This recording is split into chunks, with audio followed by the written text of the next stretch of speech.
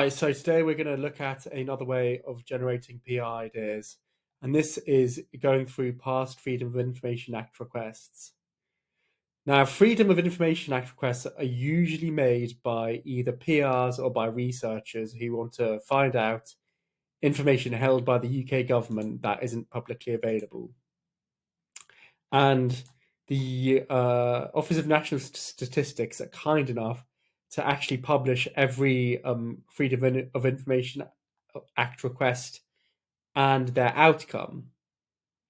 So this means that we can see what what requests people have been making, and actually look at the work that other PRs have been doing in order to give us inspiration for our campaigns. So what you do is you go on the database of past information act requests.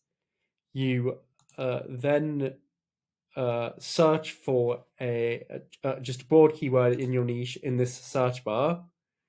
Yeah, so like just the broadest keyword in your niche. You see what comes up, and then that can give you an idea for a headline, right? So I've come up with a few examples. So for accountants, if we put tax in the keyword, one of the things that I looked up was total annual monetary value of tax raised from taxpayers and businesses. And yeah, so they're looking for tax raised by employees and tax raised by employers. And from this, you can generate a headline like, it's official, people pay more tax than companies. That's your headline. And then journalists who would publish this are journalists who sort of like economic journalists on the left. So we've got John Ungoed Thomas from The Guardian. We've got Edward Siddons from The Guardian. You see his last article is about like tax dodgers, like slagging them off. Yeah, just hates tax dodgers, wants companies to pay more tax, people to pay less tax. Or well, mainly just companies and rich people to pay more tax. And Levi Winchester, who is a money editor at The Guardian, and again would likely publish this idea. So the second one is healthcare, and so I put death into the keywords. One of the ones I found was causes of death by meningitis and vaccination status. Please tell me the statistics of death caused by meningitis. Number of deaths per year of those who've been vaccinated against those who haven't. So you're looking at how many people died of meningitis who have been vaccinated, how many people who died who haven't been vaccinated. So you're trying to floss out how effective the meningitis vaccination actually is. So, headline, do not skip the meningitis vaccine. Then you'd have some data on how good the meningitis vaccine is. Journalists who would be interested in are health journalists. Hannah Devlin. Hannah Devlin is the Guardian science correspondent, and she publishes like healthcare advice.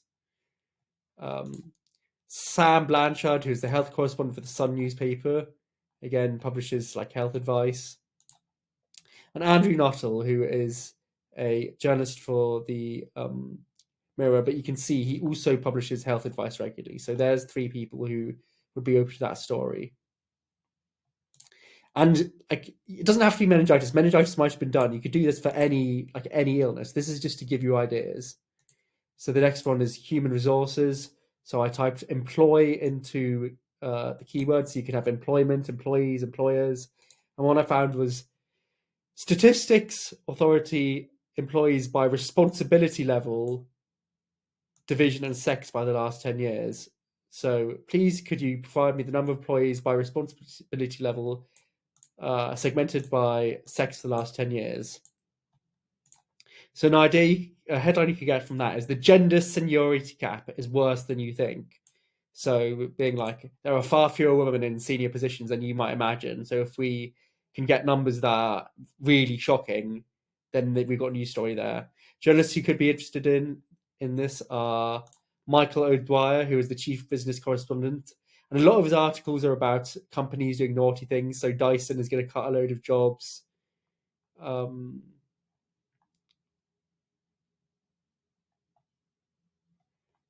Yeah, there's stuff about people screwing people for their pensions.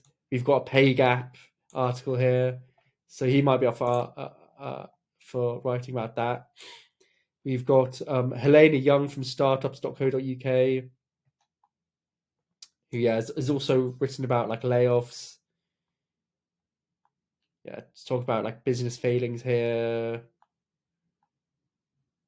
Yeah, like stuff about companies not paying the living pay rise.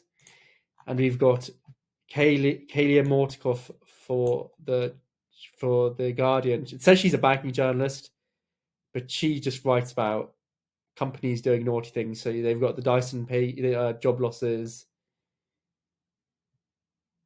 They've got she's got stories about unemployment, fleecing the man off the street again, companies just being bad. So yeah, on the side of the people against companies. So something to do with like a twist on the gender pay gap is likely to work with her. And finally, property. So we've got I typed house into this, and I managed to find housing market for properties with high return on investment and rental yields. I'm writing basically asking for houses which have the highest where landlords can get the best rent compared to the house value. So this could be turned into a headline being rip-off rents. Here are the areas where landlords are making the most profit, because it was broken down by regional postcode. So you could do like a local national type of angle with this. So it's like, yeah, here are the regions in the UK where landlords are making the most profit off renters. People who write about this is Emma Guinness for The Independent. She's written an article recently about the worrying trends of landlords banning tenants from working from home. So, you know, she's on the side of the tenants, like hates landlords. We've got Nick Baino, an article he wrote, "It's the end of landlords, a surprisingly simple solution to the UK housing crisis." So he writes about the housing crisis. Again, is anti-landlord, so he would publish anything that slags off landlords. And then we've got, I need to refresh this. For the Times, Lucy Alderson, who again writes about, you know, cost of living, you know, and how landlords are screwing tenants. So any journalist who writes about that, which is a lot of them, basically any money journalist on the left, would be receptive to that. So yeah, again, freedom of information requests. Most of these are made by PRs to enrich their stories. So you can literally tap into the minds of PRs when you're thinking about ideas for your own stories. If you like that video and you potentially like to work with me, my website is olliebaysdigital.com, or just Google Ollie Bays Digital and it'll be the first result. If you want to email me directly, it's Ollie, OLI, at olliebaysdigital.com. I'm sticking that in the description as well. If you enjoyed the video but you don't want to speak to me, fair enough, but please like, comment and subscribe, as that really helps the channel.